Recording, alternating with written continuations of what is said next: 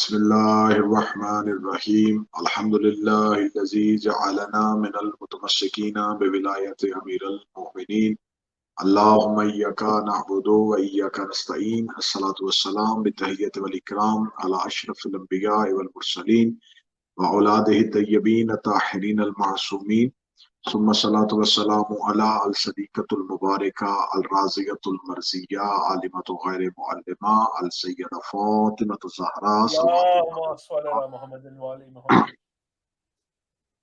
ولعن الله تعالى على أعدائهم أجمعين أما بعد فقد قال الحق سبحانه وتعالى في كتابه المجيد وفرقان الحميد بسم الله الرحمن الرحيم هل جزاء الإحسان إلا الإحسان بلندتر صلوات اللهم صل على محمد وعلى محمد.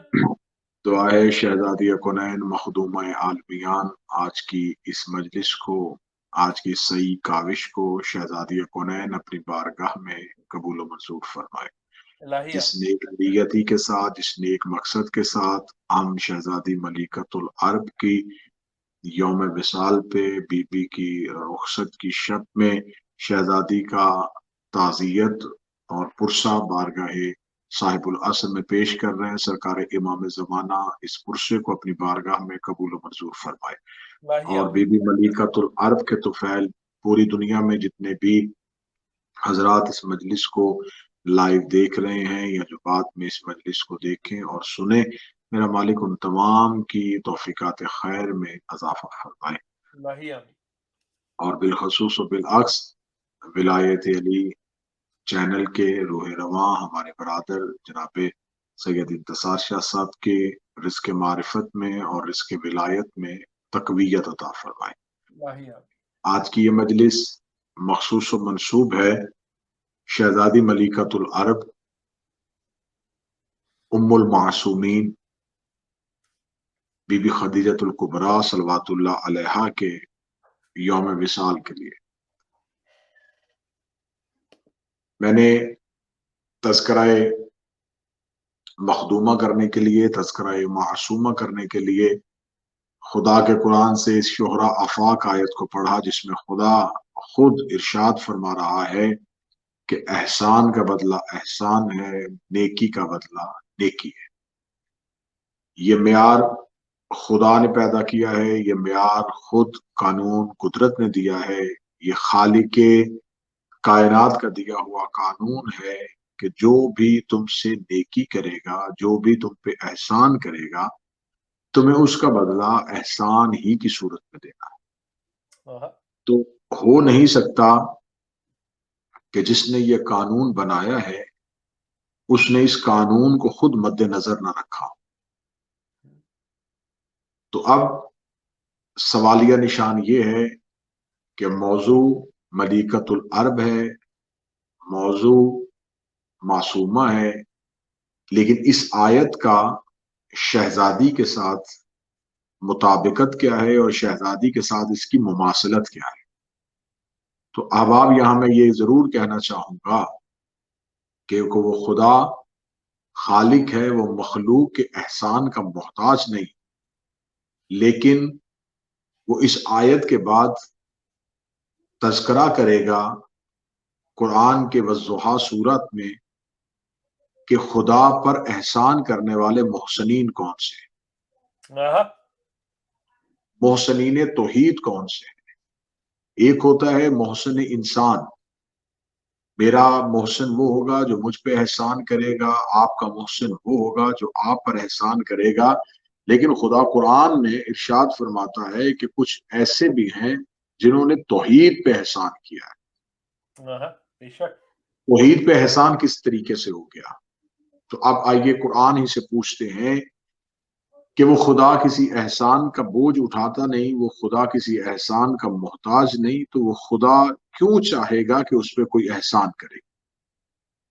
سورہ ضحیٰ میں خدا فرماتا ہے بسم اللہ الرحمن الرحیم علم یجد کا یتیمن فآویٰ، میرا حبیب آپ یتیم تھے، ہم نے آپ کو پالا۔ اور اس کے بعد خدا کہتا ہے کہ میرا حبیب بے شک ہم نے تمہیں غنی کر دیا۔ अब ये दोनों आयतों का डायरेक्ट मुखातिब खुद परवरदिगार है, और खुदा ये कह रहा है कि हमने तुमको, तो यतीम था, हमने तुमको पाला, तेरे बस पास माल नहीं था और हमने तुमको गनी किया, और बेशक। हमने तुमको कभी भी तन्हा नहीं छोड़ा। ए हाँ, मेरे परवरदिगार, तू यहाँ पर मुखातिब है रसूल से और इशारा कर रहा है अपनी तरफ, और वाज़ेह तौर पर इरशाद फरमा रहा है कि हमने तुझे पाला और हमने तुझे गनी किया। मेरे मालिक, यहाँ आप ये नहीं कह रहे कि मेरा हबीब, हम तुम्हें किसी की गोद में पालेंगे, हम तुम्हें किसी के माल से गनी करेंगे। आप हाँ, कह रहे हैं कि पालेंगे भी मैं, गनी भी मैं करूंगा। तो कभी भी खुदा किसी इंसान के फेल को अपना फेल नहीं कहता। खुदा जब भी कहता है अपने ही फेल को अपना फेल कहता है। तो अब देखना पड़ेगा कि रिसालत माप की यतीमी में जो गोद थी वो गोद किसकी थी, और रिसालत माप को जब इस्लाम के लिए माल की जरूरत थी तो वो माल किसका था। तो जब हमने कुरान की इस आयत को पढ़ने के बाद तारीख के मुअर्रख से पूछा कि हमें बताएं, जब रसूल दुनिया में आए तो रसूल को यतीमी में सहारा किसने दिया था, तो तारीख ने कहा कि सिवाय अबू तालिब के कोई और शख्सियत नहीं थी जिसने सहारा दिया था। हमने कहा जब इस्लाम की इब्तदा थी तो इस्लाम में माल किसने दिया था। तो अब हमें मुअर्रिखीन के चेहरे पे शर्मिंदगी का पसीना आया, और उन्होंने कहा कि जब इस्लाम को माल की जरूरत थी तो वो अरब की एक अरबपति खातून मलिकतुल अरब थी जिसने इस्लाम को बेपनाह दौलत से नवाज दिया था। तो अब जब तारीख ने हमें ये दो किरदार बताए कि एक हजरत अबू तालिब है और एक बीबी खदीजा है, तो माल देने वाली हस्ती बीबी खदीजा है और यतीमी में पालने वाली हस्ती हजरत अबू तालिब है। और खुदा कह रहा है कि हमने तुझे पाला है, हमने तुझे गनी किया है। इसका मतलब है कि अल्लाह अबू तालिब के फेल को भी अपना फेल कह रहा है, अल्लाह बीबी खदीजा के फेल को भी अपना फेल कह रहा है।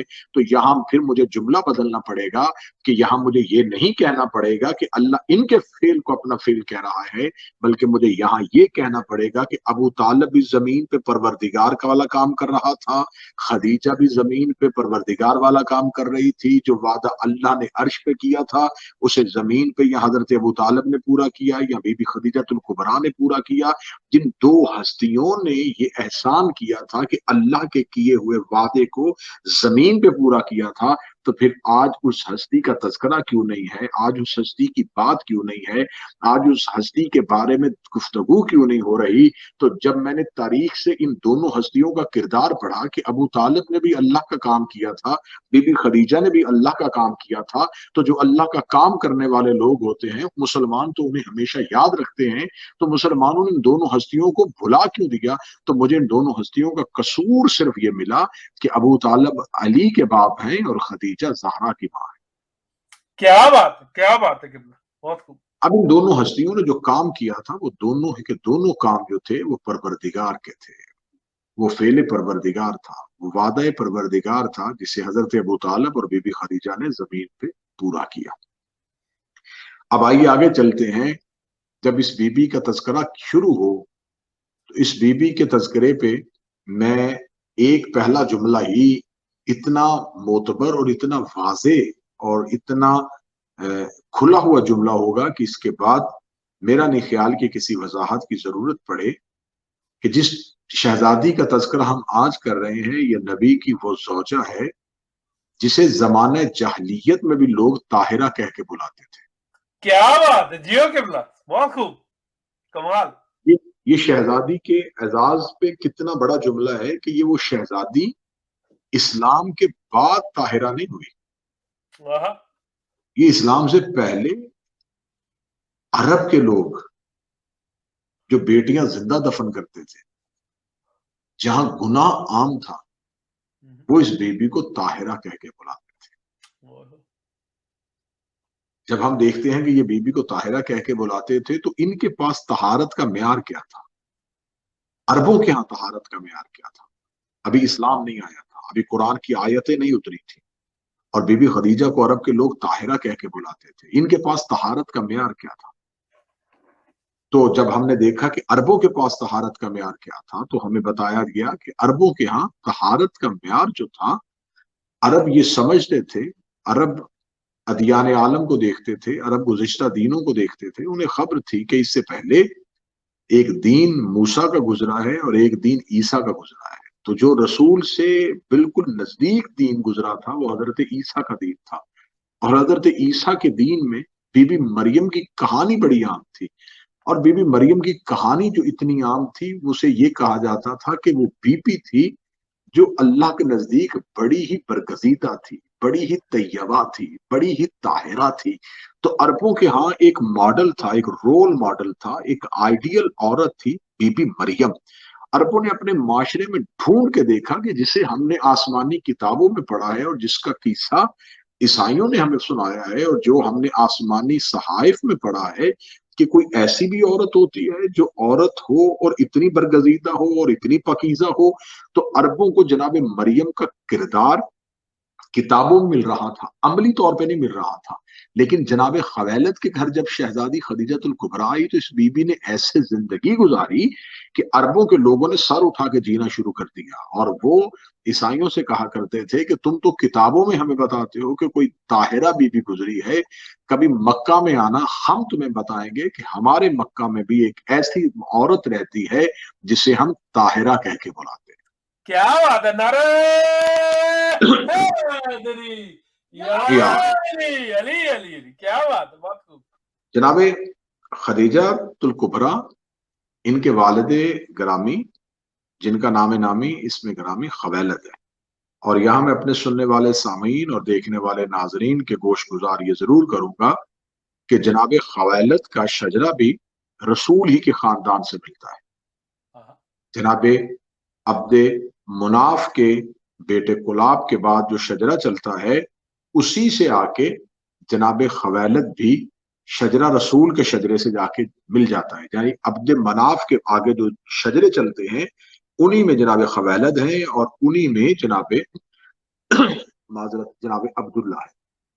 تو اس کا مطلب ہے کہ جناب خویلد جو بی بی خدیجہ کے والد تھے ان کا شجرہ اور رسول کا شجرہ، یعنی کہ ان کے آباء و اجداد اور رسول کے آباء و اجداد وہ ایک ہی تھے۔ جناب خویلد جو تھے وہ عرب کے بہت بڑے رئیس تھے، بہت بڑے تاجر تھے، اور جناب خویلد کی رحلت کے بعد جناب خویلد کا مال جو ہے وہ ان کے دو بھائیوں میں تقسیم ہوا۔ دونوں بھائیوں نے ان کی اولاد نہیں تھی، لیکن جناب خویلد کی ایک اولاد بی بی خدیجہ کی صورت میں موجود تھی، لیکن شہزادی کیونکہ بالکل بچپن میں تھی تو جناب خویلد کے بھائیوں نے جناب خویلد کی مکمل جتنی بھی دولت تھی اس کی وارثہ بی بی خدیجہ کو بنایا۔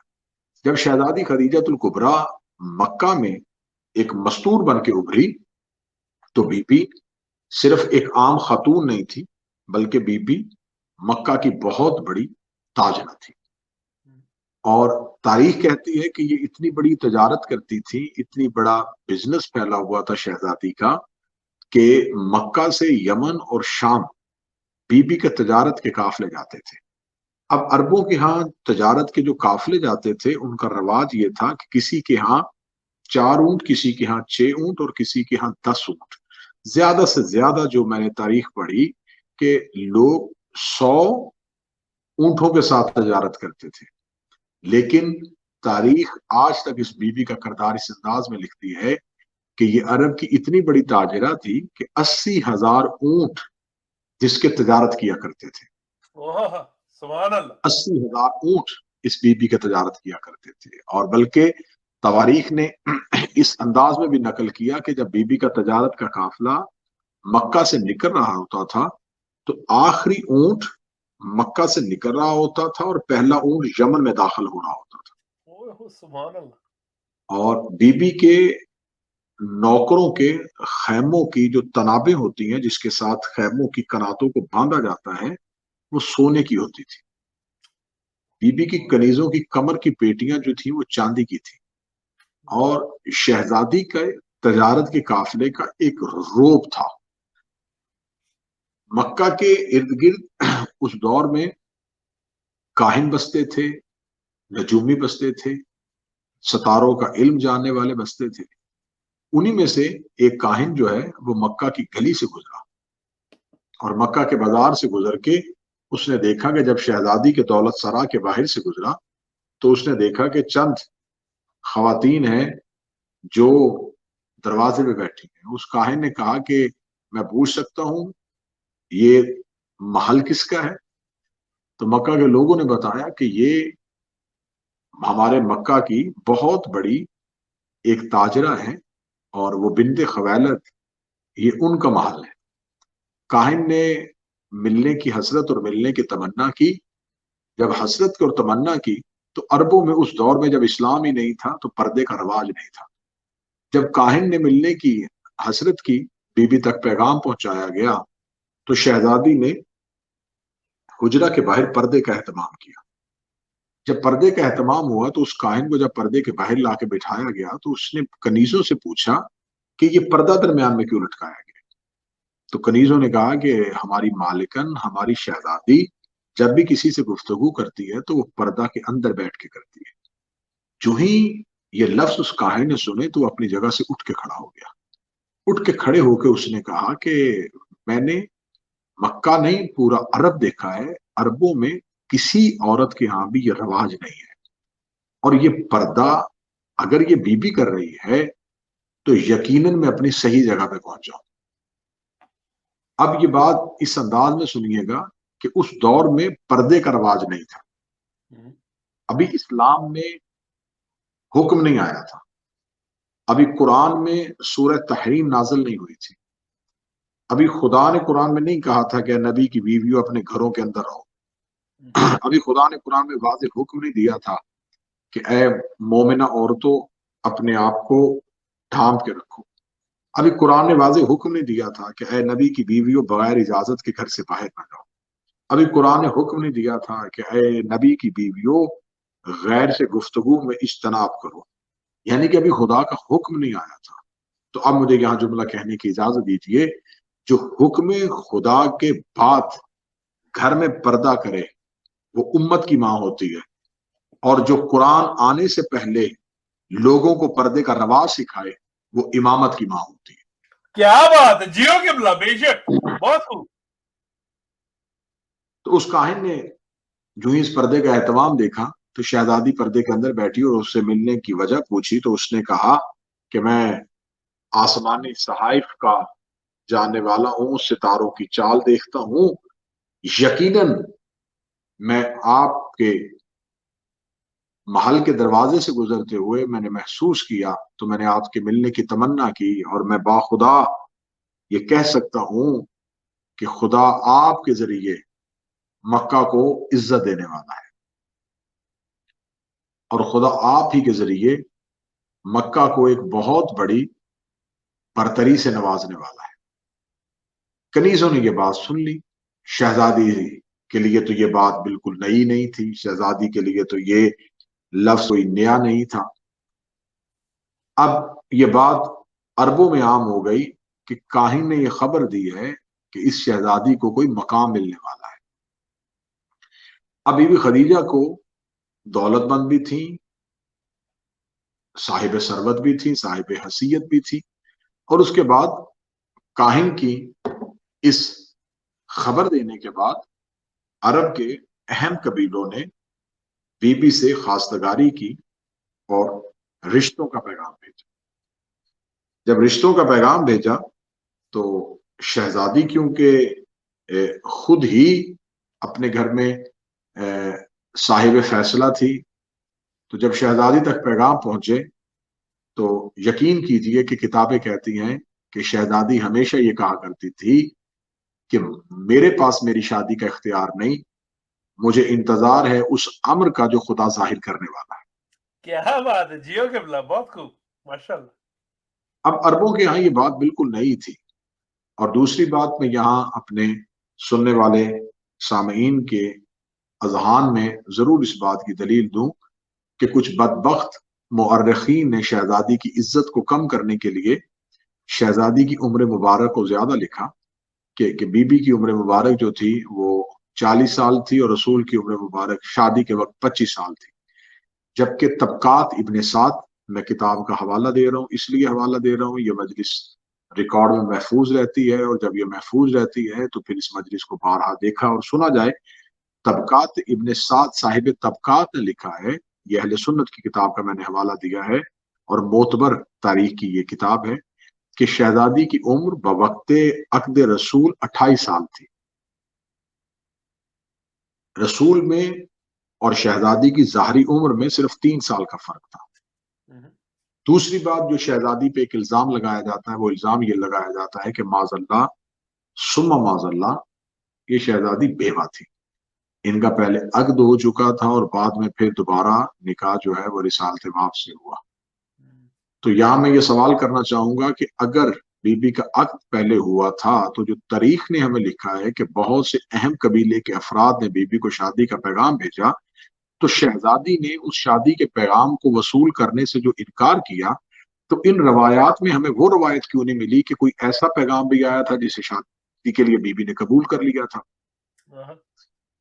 تو ہمیں ڈھونڈنے سے بھی کوئی روایت ایسی نہیں ملی کہ شہزادی نے کسی پیغام کو قبول کر لیا ہو. شہزادی ہر پیغام کو ٹھکراتی رہی بالآخر یہ ہوا کہ شہزادی کے سامان تجارت کے لیے جو اونٹ جاتے تھے ان اونٹوں میں سے بہت سے اونٹوں سے مال چرا لیا جاتا تھا. جب بار بار اونٹوں سے مال چرایا جاتا تھا تو بی بی کے نوکروں نے آ کے کہا کہ شہزادی ہم مانتے ہیں ہم جانتے ہیں کہ اتنے مال کے چھن جانے سے یا اتنے مال کے چوری ہو جانے سے آپ کی حیثیت میں کوئی فرق تو نہیں پڑتا لیکن ہم آپ سے گزارش کرتے ہیں کہ آپ اس مال کے چھن جانے پر کوئی درخواست کریں.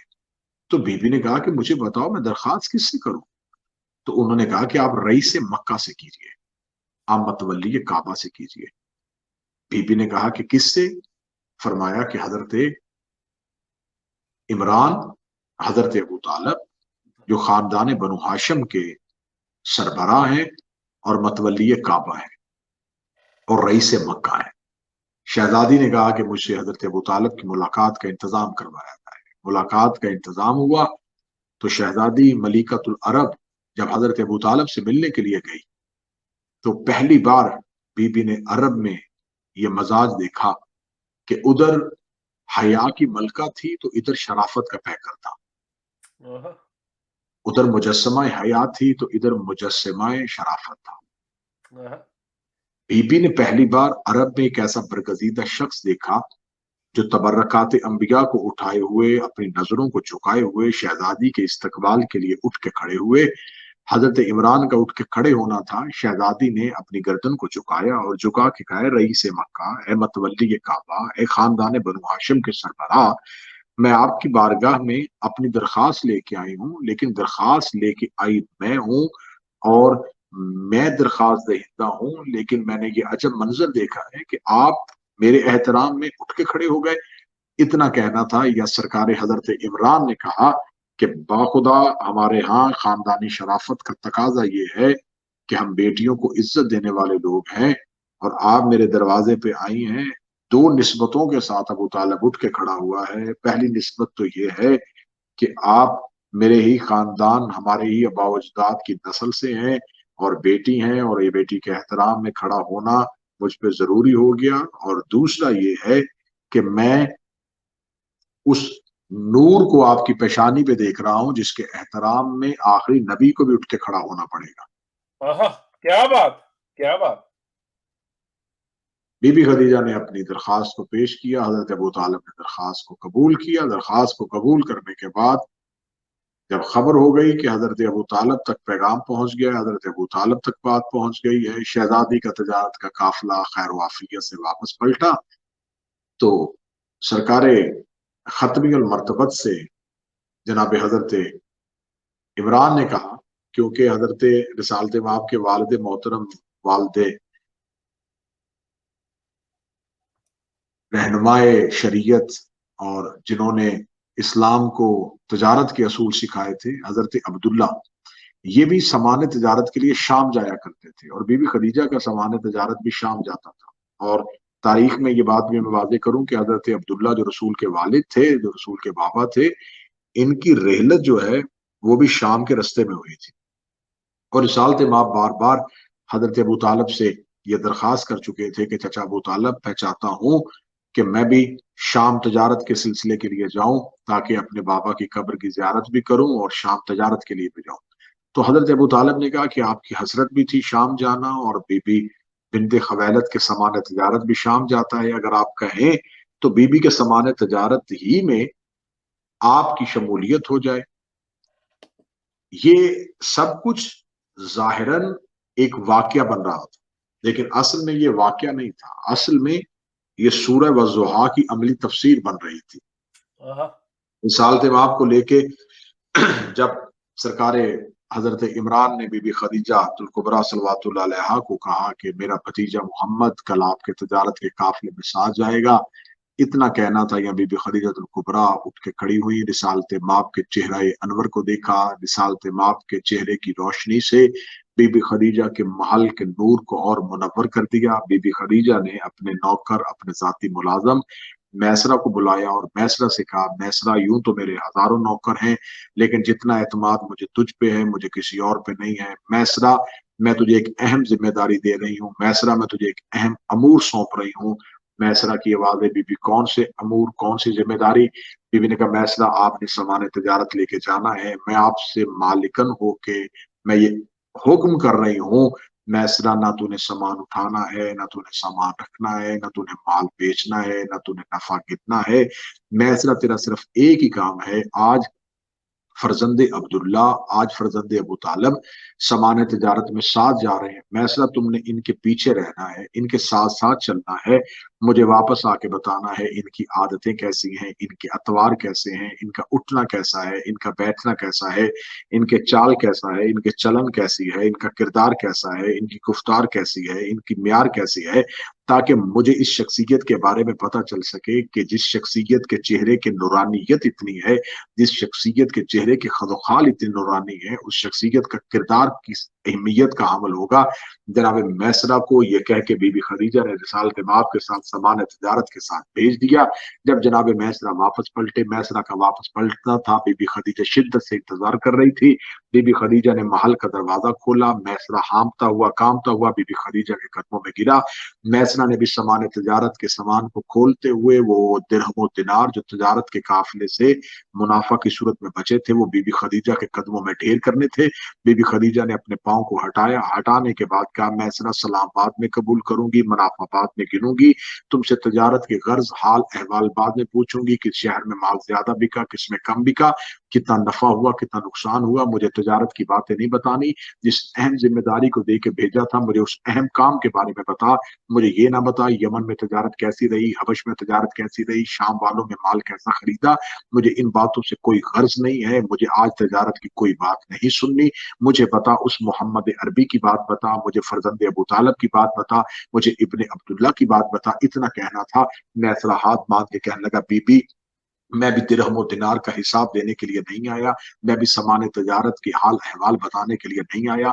बीबी, फिर मैं भी कुछ अहम बातें ही बताने के लिए आया हूँ। बीबी, आपने मुझे भेज तो दिया था, आपने मुझे ये हुक्म दे के भेजा था कि तूने साया बन के इनके साथ रहना है, लेकिन बीबी मैं माजरत चाहता हूँ, मैं इनका साया नहीं बन सका।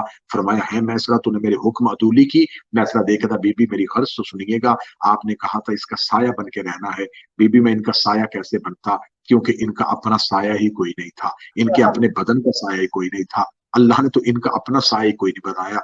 बीबी ने कहा, चल मुझे छोड़, मुझे बता, रस्ते में साथ रहा है, इतने दिन साथ गुजारे हैं, चाल चलन, आते अतवार, करतार गुफ्तार, म्यार गुफ्तगू, ये सब कुछ कैसा था? मैं ऐसा देखा था। बीबी, मैं फिर क्या क्या बातें बताऊं। ये जंगल में जाते थे, दरिंदे इसके पास अपनी फरियादें लेके आते थे, दरख्त इसे झुक झुक के सलाम करते थे, परिंदे अपने परों के सर पे साया करते थे, जर्रे इस पे उठ उठ के दरूद पढ़ते थे, ये रेत पे पांव रखता था, नक्श नहीं उभरते थे, ये पत्थर पे कदम रखता था, नक्श उभर जाते थे। बीबी, ये जहां से गुजरता था हवाओं का तरन्नुम बदल जाता था, ये दरिया के किनारे से गुजरता था, पानी समुद्र की लहरें उछल उछल के इसके कदमों के बोसे लिया करती थी। बीबी, अगर किसी गुलस्तान से इसका गुजर होता था तो महकते हुए फूलों की महक बदल जाया करती थी, मुरझाए हुए फूल दोबारा खिलना शुरू हो जाते थे। बीबी, ये बेसमर दरख्त के साय में रुकता था तो उसमें समर लगने शुरू हो जाते। बीबी, ये सूखी हुई टहनी को हाथ लगाता था तो वो हरियाली हो जाती थी। बीबी, मैंने इसके क्या क्या मंजर देखे।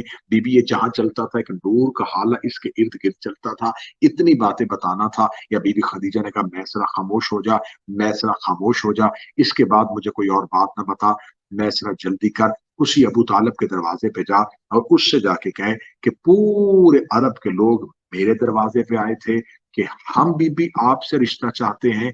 अबू तालिब से कहे कि खवैलद की बेटी कहती है कि अगर आपका भतीजा मोहम्मद चाहे तो मैं उसकी कनीजी में आना चाहती हूँ। नारे हैदरी या अली अल्लाहुम्मा सल्ली अला मोहम्मद वाले मोहम्मद।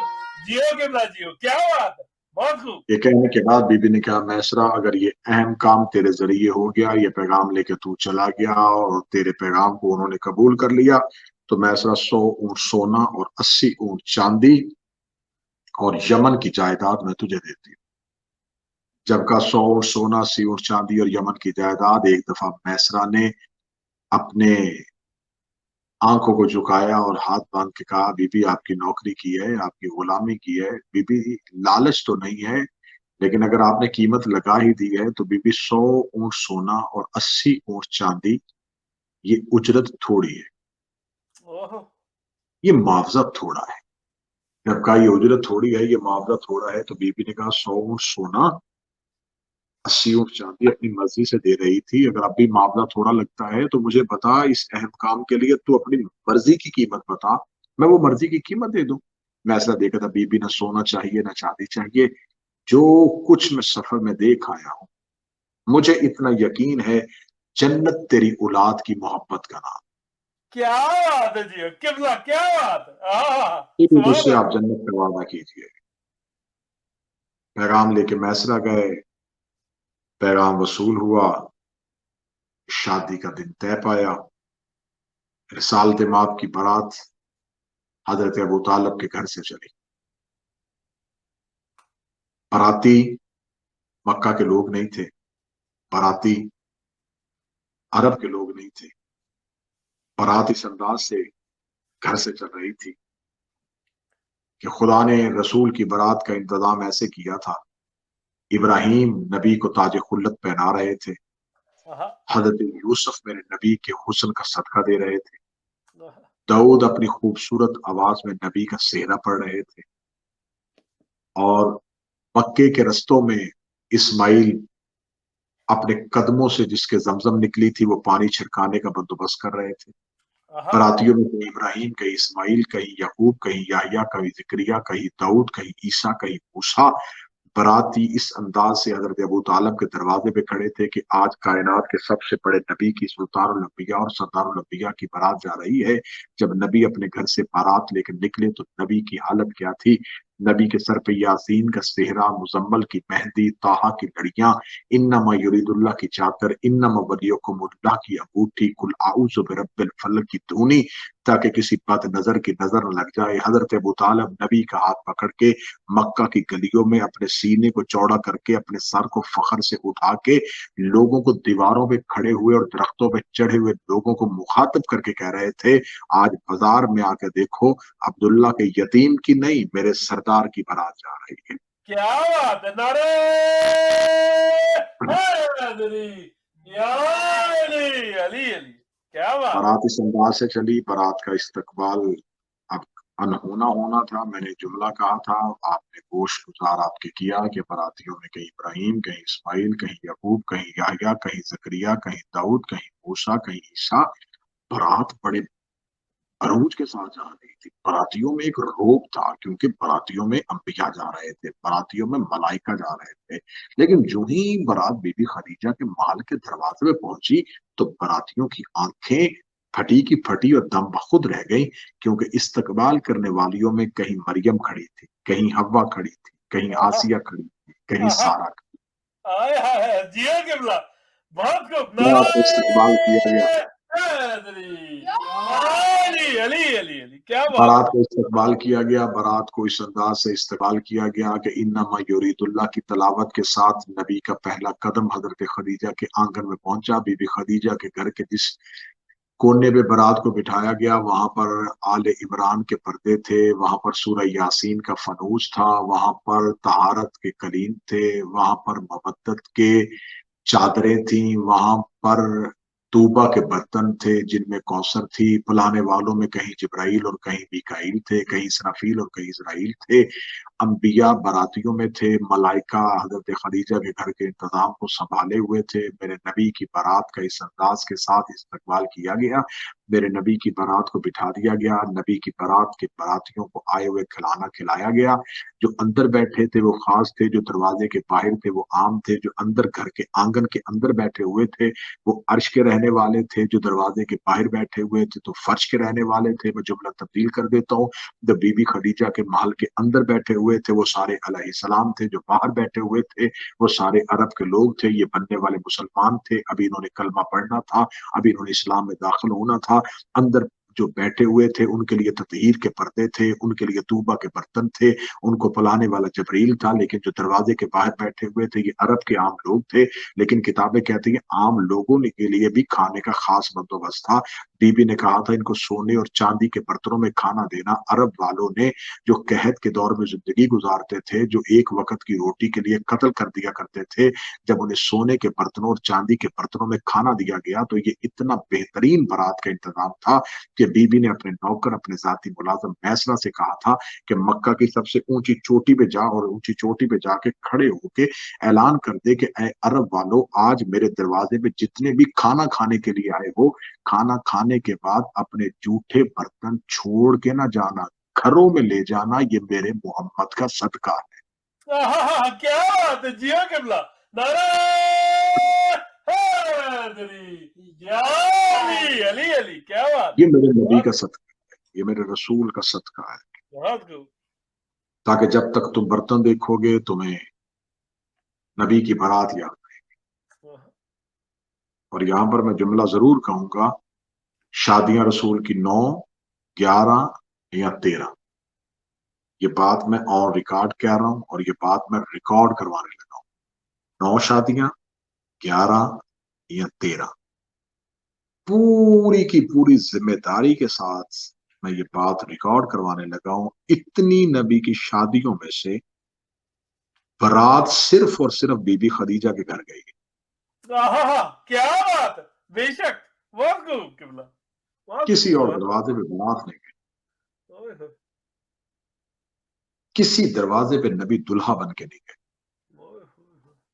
बाकी जितनी भी बीवियां थी, जितनी उम्महातुल मोमिनीन थी, वो खुद रसूल के घर आई। ये वाहद बीबी है जिसे लेने के लिए रसूल चल के गए। क्या बात है किबला, बहुत खूब। और मुझे यहाँ पर मैं जब भी अपनी तकरीर में ये जुमला कहूँ तो मुझे जुमला याद आ जाता है किबला मुबल्लिग आज़म मौलाना इस्माइल आला मकामहू का। वो कहा करते थे कि शादियां 11 या 13 वलीमा एक ही का पका है। क्या बात है, क्या बात है, जियो किबला। रसूल के घर में एक ही बीबी के आने की खुशी हुई।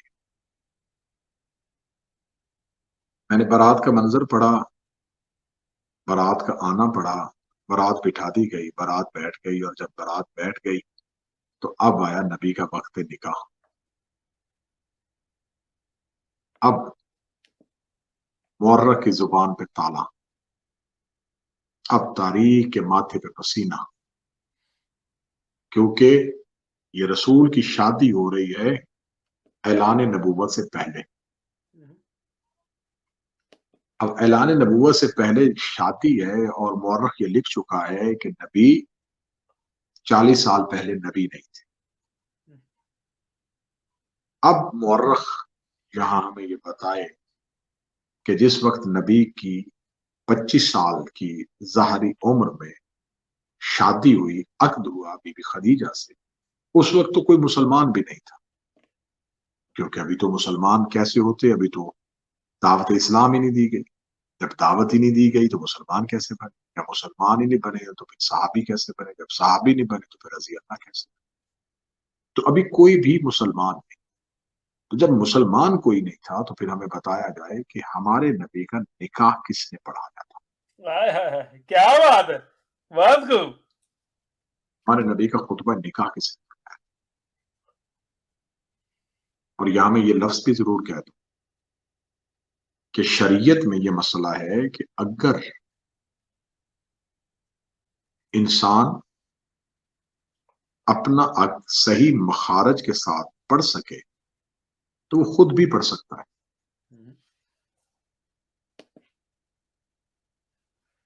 جو مولانا نکاح پڑھاتے ہیں وہ وکیل ہونے کی حیثیت سے پڑھاتے ہیں کہ میں دلہا کا وکیل ہوں اور اس کی جگہ پہ میں یہ سیگے پڑھ رہا ہوں. اور پھر وہی مولانا یا دوسرے مولانا لڑکی کے وکیل بن کے یہ کہتے ہیں کہ میں اپنی موکلہ یعنی کہ جو دلہن ہے وہ میری موکلہ ہے، اس نے مجھے اجازت دی ہے، تو اس کی جگہ پہ ایجاب و قبول دو مولانا یا ایک مولانا کرتا ہے. ایک دفعہ سیگا لڑکے کی طرف سے پڑتا ہے اور دوسرا سیگا لڑکی کی طرف سے پڑتا ہے. یعنی کہ لڑکا بھی اختیار مولانا کو دیتا ہے، جیسا کہ آپ نے نکاح کی تقریبات میں دیکھا کہ مولانا پوچھتے ہیں لڑکی سے اجازت ہے کہ میں آپ کی نمائندگی کرتے ہوئے آپ کی ترجمانی میں یہ سیگے پڑھ سکوں، اور لڑکے سے بھی پوچھتا ہے. تو ایجاب و قبول لڑکے اور لڑکی کا ہے. مولانا کی حیثیت درمیان میں وکیل کی ہے. جسے عام لوگ وکیل بنائے اسے مولانا کہتے ہیں.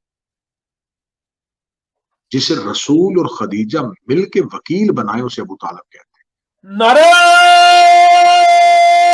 حیدری یا علی اللہم صلی علی محمد وعلی محمد. جیو قبلہ جیو، کیا بات ہے، بہت خوب. اب نکاح جو ہے وہ کس نے پڑھایا؟ حضرت ابو طالب. اور نکاح میں حضرت ابو طالب نے جو خطبہ پڑھا وہ خطبہ آج بھی کتابوں میں موجود ہے. حضرت ابو طالب نے جب خطبہ شروع کیا تو حضرت ابو طالب نے کہا الحمدللہ الذی جعلنا من ذریۃ ابراہیم. تعریف ہے اس اللہ کی جس نے ہمیں ابراہیم کی اولاد میں رکھا. یہ نہیں کہا کہ جس نے رسول کو ابراہیم کی اولاد میں رکھا، جس نے ہمیں دلہا بھی دلہن بھی اور نکاح خان بھی، جس نے ہمیں ابراہیم کی اولاد میں رکھا. الحمدللہ. حضرت ابو طالب نے نبی کے خطبہ نکاح پہ، میں دوسری بات آج کی مجلس میں اور ریکارڈ کہنے لگا ہوں کہ ہمارے نبی کے عقد کے نکاح کے موقع پر حضرت ابو طالب نے جملہ کا الحمدللہ. یہ الحمدللہ سب سے پہلے زبان حضرت ابو طالب سے نکلا. کب نکلا؟ جب رسول کی ظاہری عمر 25 سال تھی. اعلان نبوت کرنا ہے 40 سال کی عمر میں. قرآن اترنا شروع ہونا ہے 40 سال کے بعد. 40 سال کے بعد قرآن اترے گا. اس قرآن میں ایک الحمدللہ رب العالمین کی آیت آئے گی. پھر اس آیت کو سورہ حمد کہا جائے گا. پھر اس سورہ حمد کو جب نماز کا حکم آئے گا پھر نماز میں پڑھنا واجب قرار دیا جائے گا. ابھی اتنا پروسیس باقی ہے کہ ابھی الحمد کی اس آیت کو اتنا ضروری کرنا ہے کہ اگر مردہ بخشوانا ہے تو پھر بھی اسے پڑھنا، نماز بھی اس کے بغیر نہیں ہو سکتی، اللہ بھی اس کے بغیر راضی نہیں ہو سکتا. میرے مالک تو نے قرآن میں اتنی صورتیں رکھی ہیں، تو نے قرآن میں رحمان جیسی صورت رکھی ہے، یاسین جیسی صورت رکھی ہے، تو میرے مالک تو نے نماز میں سورہ حمد کو واجب کیوں کیا ہے؟ آج میں رات سے پردہ اٹھانے لگا ہوں. اللہ نے سورہ حمد کو اس لیے واجب کیا ہے، یہ الحمدللہ پہلی بار ابو طالب کی زبان سے نکلا تھا. تو خدا نے قیامت تک کے لیے ہر دشمن ابو طالب کے چہرے پہ تماچا مارا ہے کہ تم مصلے سے نیچے اتر کے ابو طالب کے ایمان پہ شک کر سکتا ہے. نماز تب تک مکمل نہیں ہو سکتی جب تک ابو طالب کا کہا ہوا جملہ تیری زبان سے ادا نہ ہو. کیا بات ہے، جیو قبلہ. نعرہ حیدری یا علی علی، کیا بات. جیو قبلہ، بہت خوب. تو پھر اگر آپ اجازت دیں تو پھر میں یہاں دوسرا جملہ بھی کہنا چاہوں گا کہ جہاں باپ کا کہا ہوا جملہ نماز سے نکالو تو نماز باطل ہو جاتی ہے، وہاں بیٹے کی گواہی کو نماز سے نکالو تو نماز باطل ہو جاتی ہے. کیا بات ہے جی. نعرہ حیدری یا علی علی علی علی علی. کیا بات. یہ باپ بیٹا جزو نماز نہیں، وجوب نماز. بے شک بے شک. حضرت ابو طالب نے پہلی دفعہ جملہ کہا الحمدللہ. الحمدللہ یہ حضرت ابو طالب نے پہلی دفعہ کہا ہے۔ اب دو رستوں میں سے کسی ایک رستے میں، جس مرضی رستے میں مولوی چلا جائے، اپنی مرضی سے رستہ انتخاب کرے، یہ مان چکے ہو کہ یہ پہلے حضرت ابو طالب نے کہا۔ بلکہ مولانا طاہر القادری نے کتاب مومن قریش کے نام سے جو حضرت ایمان ابو طالب پہ جو کتاب لکھی ہے، اور سائم چشتی نے جو کتاب لکھی ہے، اور جو اہل سنت کے علماء نے حضرت ابو طالب کے ایمان پہ کتابیں لکھی ہے، انہوں نے دلائل کے انبار لگا دیا کہ حضرت ابو طالب نے یہ جملہ کہا تھا الحمدللہ، یہ پہلی دفعہ حضرت ابو طالب نے کہا تھا، قرآن میں بعد میں آیا تھا۔ اب دو صورتوں میں سے ایک ہی صورت ہے، یا تو یہ مانو کہ قرآن ابھی لوح پہ تھا اور ابو طالب پڑھ رہا تھا، یا پھر یہ مانو کہ ابو طالب بول رہا تھا اور اللہ قرآن لکھ رہا تھا۔ کیا بات ہے، نعرہ حیدری، علی علی علی، کیا بات۔ حضرت ابو طالب نے صرف خطبہ نکاح میں پڑھا، اور خطبہ نکاح میں ایک جملہ کہا کہ میں حق مہر بھی اپنے مال سے ادا کروں۔ اس شان سے نکاح ہوا اور بی بی خدیجہ کی ڈولی رسالت باب کے دروازے پہ آئی۔ پھر جب یہ شہزادی رسول کے دروازے پہ آ گئی ہے تو پھر حد ہو گئی ہے۔ جب یہ بی بی رسول کے گھر آئی ہے تو قریش کی عورتوں نے آ کے ایک دن دیکھا جناب خدیجہ الکبریٰ رسول کے گھر میں زمین پہ بیٹھی ہوئی ہے۔ قریش میں عربوں میں اشعار عام تھے، شعر عام تھے، وہ تانا بھی شعر کی صورت میں دیا کرتے تھے۔ تو قریش کی عورتوں نے آ کے بی بی کو ایک تانا دیا، انہوں نے کہا کہ خویلد کی بیٹی، باپ تیرا اتنا امیر تھا کہ اس کے سر کا شملہ عرش کو چھوتا تھا، اور تو یتیم عبداللہ کے گھر کنیز بن کے آ کے زمین پہ بیٹھی ہوئی ہے۔ اب انہوں نے عربی میں ایک شعر پڑھا، اور شعر کا ترجمہ کیا تھا کہ باپ تیرا اتنا امیر تھا کہ اس کے سر کا شملہ عرش کو چھوتا تھا۔ اب بی بی نے یہ نہیں کہا کہ میرے باپ کو کیا امیری تھی، وہ کیا امیری ہوتی ہے، میرا باپ تو دنیاوی انسان تھا، نہیں، بی بی نے باپ کی عزت بھی وہی رہنے دی، نبی کی عزت بھی بتا دی۔ عورتوں نے کہا تیرا باپ اتنا امیر تھا کہ اس کا سر کا شملہ عرش کو چھوتا تھا۔ بی بی نے مسکرا کے کہا باپ میرا اتنا امیر تھا کہ اس کے سر کا شملہ عرش کو چھوتا تھا، جس کی کنیز بن کے آئی ہوں اس کا جوتا عرش کو چھوتا ہے۔ کیا بات ہے، کیا بات ہے، جیو قبلہ، سبحان اللہ، اس کی بہت نظریں خوب، بہت خوب۔ پھر اس بی بی نے ہمارے نبی کے ساتھ وفا اتنی کی ہے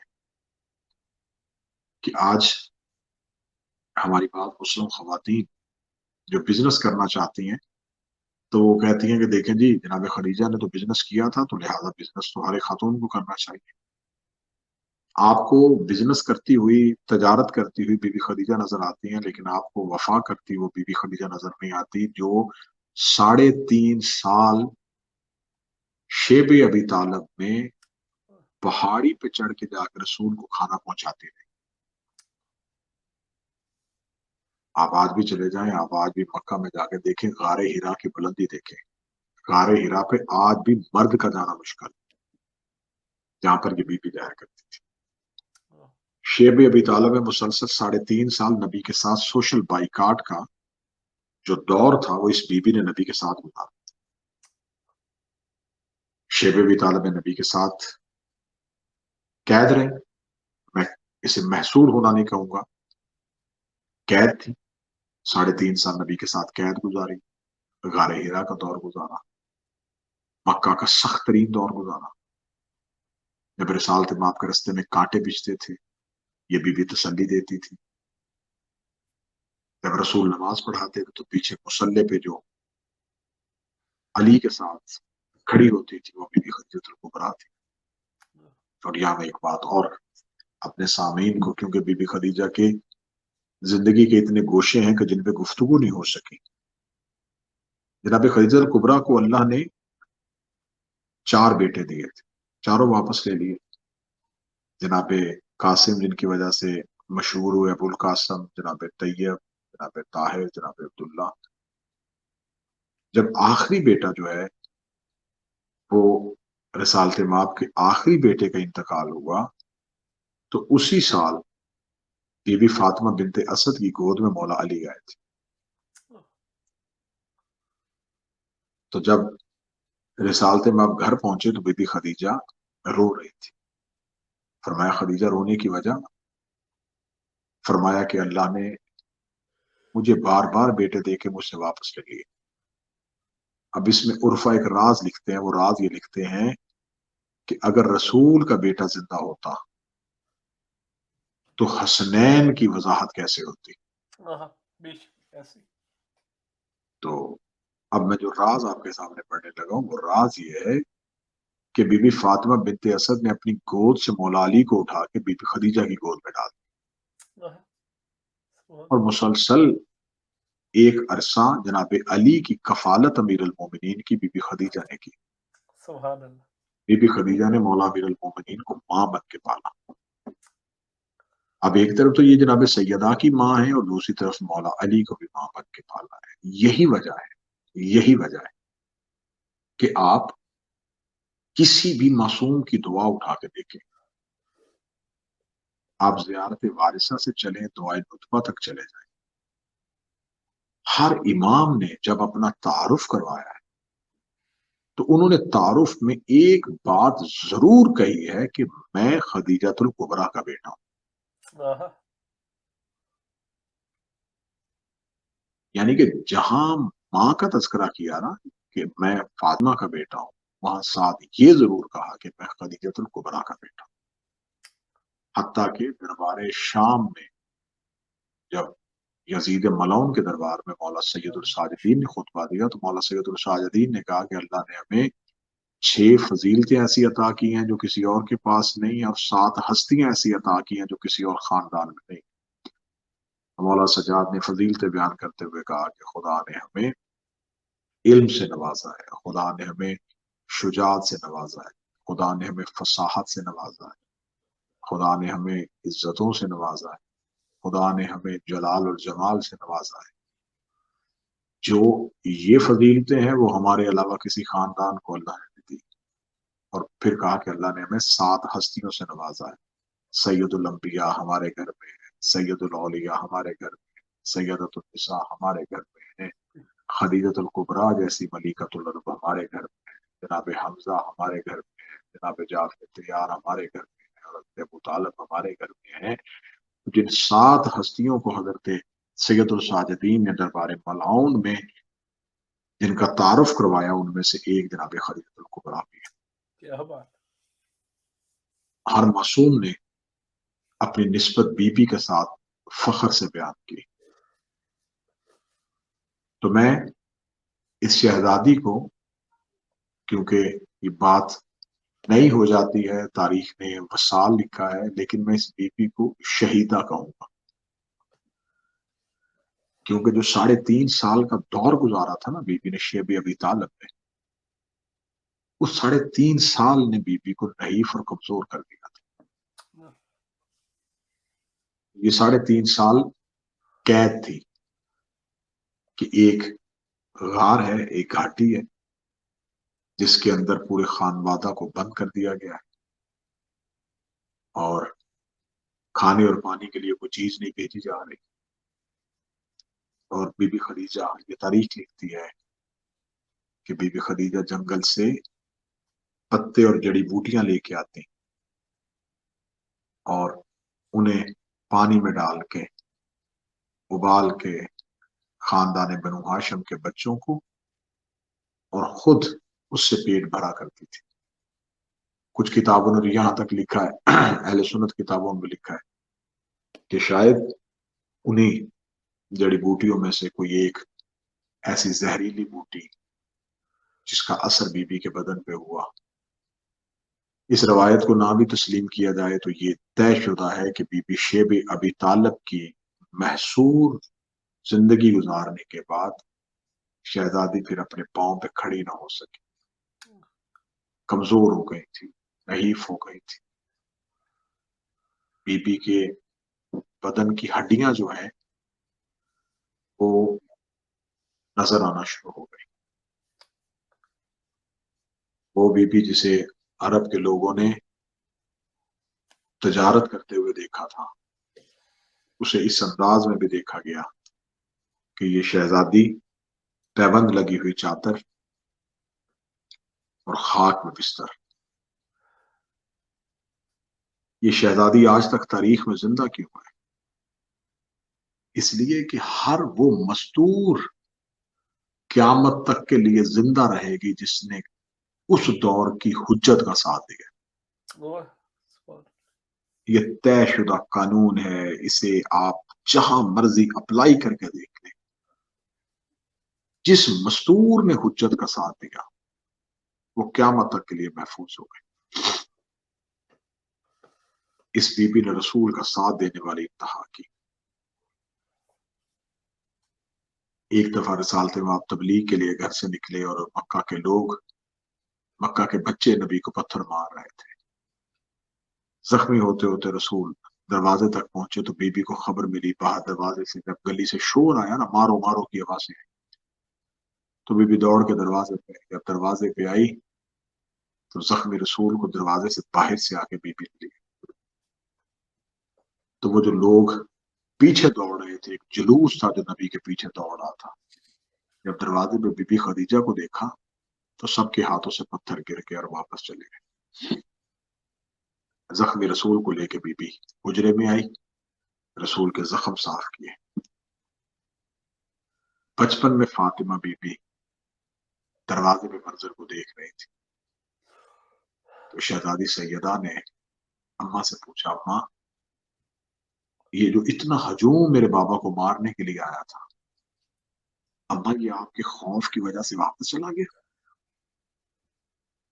तो रोते हुए बीबी खदीजा ने कहा, ज़हरा अरब बड़े मलाउन है, लेकिन अरबों में आज भी ये रवाज मौजूद है, ये किसी को मार रहे हो ना, उसकी जौजा, उसकी बेटी या उसकी बहन आ जाए तो ये उसे छोड़ देते।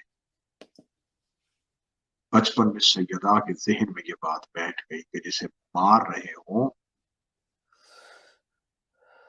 उसकी कोई रिश्तेदार मस्तूर आ जाए तो ये उसे छोड़ देते। यही वजह है कि जब रिसालत माप के बदन पे इन्होंने एक जानवर की ओजरी फेंकी थी तो जनाब सैयदा घर से मस्जिद में गई थी बाबा को लेने के लिए, और लोग उस वक्त भी हजूम चला गया। दूसरी बार जनाब सैयदा को पता चल गया कि ये मेरे बाबा का कलमा नहीं पढ़ते लेकिन हया करते। बस यही बचपन की बातें जहन में बैठ गई थी। जब अली के गले में रस्सी आई तो ज़हरा दरवाजे पे आ गई। क्या खबर थी कि मक्का में ला इलाहा का इनकार करने वालों ने खदीजा का हया किया था, लेकिन मोहम्मद रसूलुल्लाह पढ़ने वालों ने ज़हरा का हया किया।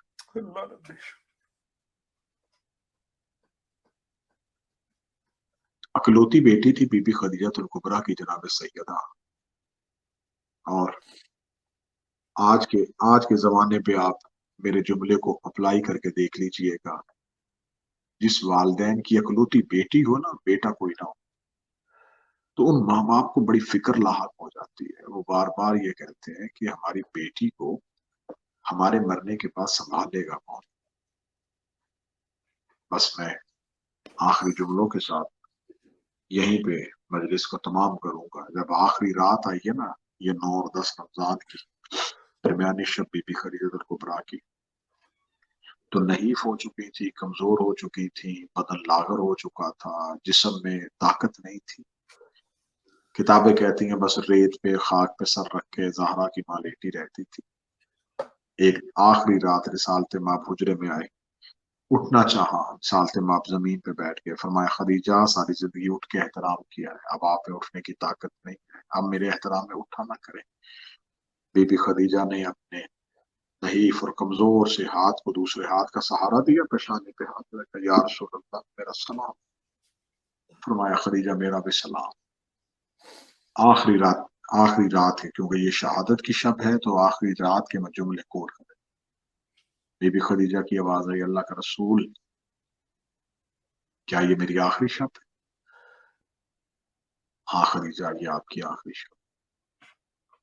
ठंडी सांस ली।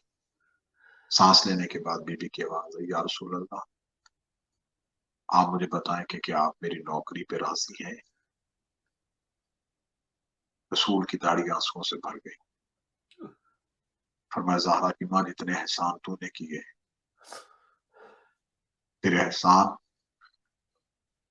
मेरी नस्लें भी क़यामत तक ना उतारे। हाथ बांधे। फरमाया, ना या रसूल अल्लाह, एहसान नहीं, कनीजी की है। सिर्फ पूछना ये चाहती हूँ, क्या अल्लाह ने मेरी कनीजी कबूल की?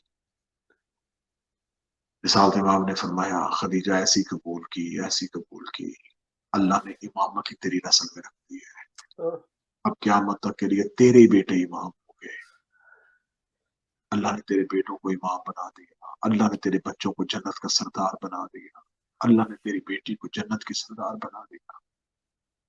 جب رسول بی بی خدیجہ کو یہ فضائل سناتے رہے، بی بی مسلسل روتی رہی، روتی رہی، روتی رہی۔ رسالت امام نے فرمایا خدیجہ کہ اللہ کا یہ احسان کم ہے؟ بی بی نے سر پیشانی زمین پہ رکھی، فرمایا شکر اس پروردگار کا جس نے میری کنیزی کو قبول کیا، اور شکر تیرا جنہوں نے مجھے یہ غلامی اور کنیزی کا شرف بخشا۔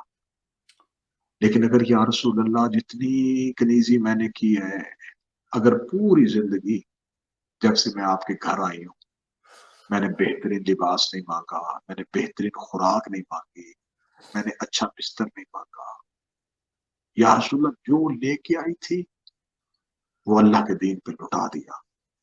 یہ کہہ کے بی بی خدیجہ کمر پہ ہاتھ رکھ کے کھڑی ہوئی، فرمایا خالی ہاتھ تیرے گھر سے جا رہی، لیکن یا رسول اللہ اگر آج پہلی بار کچھ مانگوں تو مجھے دیں گے؟